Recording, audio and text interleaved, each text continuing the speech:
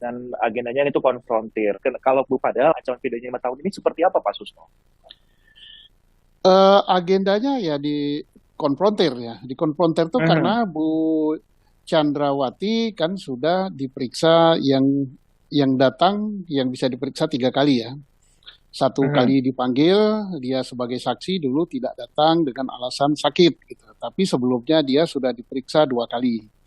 Kemudian kemarin sampai malam diperiksa itu pemeriksaan pertama sebagai tersangka. Jadi statusnya bukan saksi lagi, tapi sudah tersangka 340 dan 338 KUHP.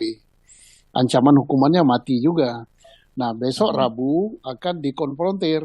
Ya memang harus dikonfrontir gitu supaya lebih meyakinkan penuntut umum, jaksa, dan lebih kan meyakinkan majelis hakim di dalam persidangan nanti.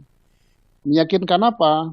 Bahwa TKP-nya, TKP pembunuhan itu harus diyakinkan berada di rumah dinas Kadif Propam di Duren 3. Karena apa namanya rekonstruksinya akan di sana. Nah, jadi untuk meyakinkan itu tidak cukup dengan rekonstruksi, tidak cukup dengan pengakuan, tapi juga harus dicocokkan dengan keterangan saksi. Dalam hal ini siapa yang akan menjadi saksi dia? Satu, karena berkasnya lain, Baradae itu menjadi saksi. Kemudian Kuat siapa namanya? Kuat Ma'ruf Maruf. juga jadi saksi. Kemudian satu lagi siapa namanya? RR itu jadi saksi juga untuk perkaranya si Putri. Nah, apa yang perlu dijelaskan? Pengakuan Putri sebagai tersangka dalam berkas dirinya sendiri, apa saja yang telah diberikan kepada penyidik harus dicocokkan dengan keterangan para saksi. Cara mencocokkannya, walaupun saksi-saksi yang saya sebut namanya tadi sudah diperiksa, tapi cara meriksanya kan sendiri-sendiri. Nah, pada saat konfrontir nanti, ada berita acara konfrontir. Nah, misalnya, keterangan Putri apa? Oh, saya waktu kejadian berada di kamar, misalnya ya, tapi bukan begitu. Nah, nanti akan dicocokkan dengan Baradae. Apa betul dia di kamar? Nah, kalau misalnya Baradae mengatakan iya di kamar, tapi setelah kejadian melihat, maka nanti akan ada perubahan. Nah, dicocokkan juga dengan Kuat Ma'ruf, dicocokkan juga dengan siapa namanya Rizal siapa itu Brigadir RR.